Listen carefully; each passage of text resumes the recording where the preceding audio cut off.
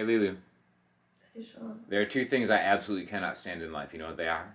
You're about to tell me. People who are at the airport and they sit in the massage chairs without paying. That's number one. You know exactly what I'm talking about. I don't. You see these... You've never seen this before? Number one pet peeve. They even have little lights on the side now to see if they're being massaged. They're not recliners for public use. Those are for people who want to pay for massager. That's number one. You know what my second pet peeve is? Go ahead. When people don't make effort during songs. Alright, so today what we're going to do is we're going to go over a Chappell Roan song, Kaleidoscope, which a lot of people would think is just a 4-chord loop, but it's actually not a 4-chord loop. There's some fun things going on. We're going to perform the song, then I'm going to talk a little bit about how we're playing it. And this entire video is sponsored by the makers of this guitar, Enya, the Nova Sonic Go. You ready to play the song, Lulu? Always. Alright, are you really always ready? Always. Okay, great.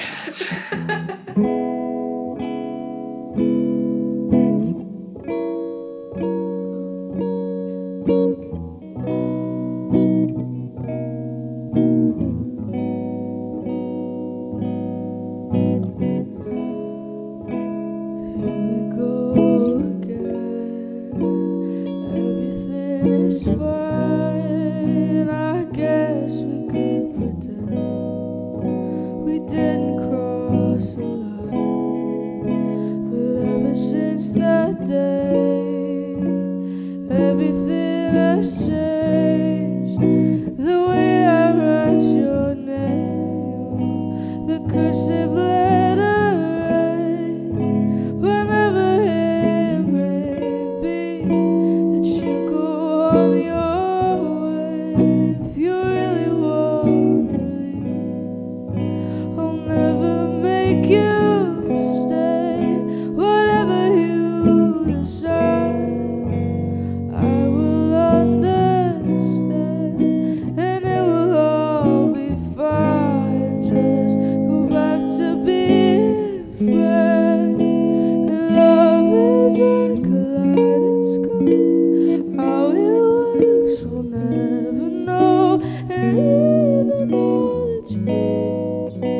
it's somehow all the same. We'll turn into the left and right, colors shining in your eye, and even upside down.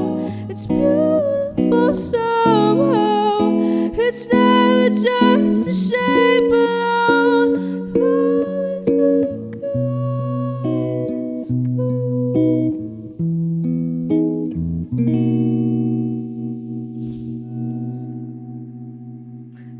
I knew you were gonna do that subconsciously. You just had. I've been doing that a lot. I'm about the. I know. The volume Just swells shaking it out lately, which is why the Sonic Go. I'm telling you, I'm going to talk more about this guitar after we talk about the lesson how I'm arranging this. But great knob on this. And he's been testing out knobs. So this is. That's. Oh, what? All right, thanks for coming, Lulu. I'll finish it from here. So let's talk about the chords real quick. It's very simple.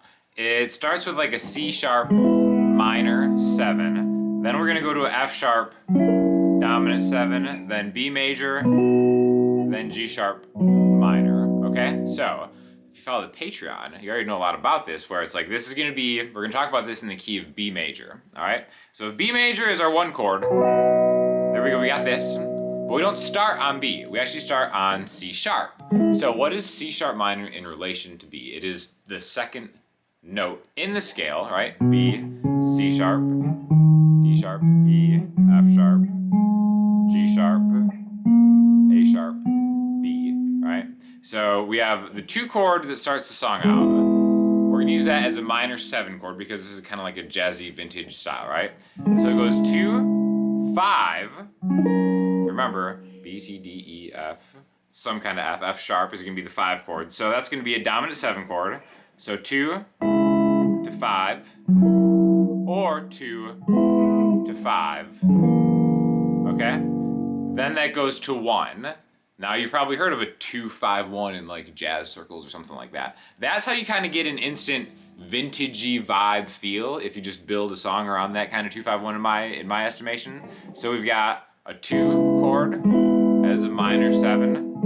then the 5 chord, 1, 2, 3, 4 counts to a bar, the 1 chord, 1 major, 7, 6. Okay, so now in any key, to find the relative minor, to find the 6th chord, we just go root note, 7th fret is our B, back 3 frets, there's our 6th chord, right? And now it's interesting, let's think about this in relation to the tonal center, I guess, the C sharp, the 2 chord in this key. Again, the whole thing you can play just is 2, 5, 1, 6. Now where this gets kind of interesting, while maintaining a 4 chord loop, is that when we're going into the chorus of the song, usually you want the chorus to be a little different, right? So what we're gonna do is we wanna kind of really bring attention to that 2 chord again. So what we're gonna do is when we go to the chorus, we're gonna actually make the 6 chord major, okay? You can use it either straight up major triad, this would be G sharp major, or G7, and that's gonna force you back into that home chord a little stronger, right? So I'll demonstrate it real quick. So we've got 2, this is the regular way, to 5. The 5 always throws you to the 1 chord, and then to 6. Now if we're gonna go into a different part of the song, when we start on 2, let's go to a different voicing of that 5 chord. Then we're gonna go 1 as a major 7. See the lift that kind of brings? But it still throws you back here because if C sharp is where we're heading, what's the 5 of C sharp? The easiest way to find that on an electric guitar especially is just go straight down a string, right? So I have him playing this as G sharp minor. If we play this as G sharp major, that kind of brings a lift to the song that I can still kind of continue to use the same chords, but maybe it sounds a little more musically educated, a little more of an effort has been given, all right? So again, I think it's a pretty simple song, but it sounds a little more complicated just because you're using some simple tricks. Like for example, like on that 1 chord, again we got 2, 5, 1. We start as a regular major triad 1 chord. Again, I'm just barring, this is B major, so barring the 7th fret, 7, 9, 9, 8, 7, 7. If I want to make that major 7, I go like this. 7, skip the A string, 8, 8, 7. So major, major 7, back to the 6. We can do that with all of them, right? The cool thing about knowing your extension chords is you can go from a triad to an extension really easily. So let's say we just do a regular C sharp minor. See how it's like C sharp minor to C sharp minor 7 to F sharp major, F sharp 7, B major 7, G sharp minor 7. So being able to go back and forth between extensions or other chords that fit is a really smart thing to do to make a song maybe a little more interesting, right? So I think this is a good example of that. Also, how good does this sound? This is like such an affordable guitar, and the cool thing about this that we haven't even talked about is right now I'm going into my pedal board, which all I have is a compressor, and I actually have this new Fender Marine Layer reverb that I'm going into my Super amp and then just miking that up with the Chernexidine.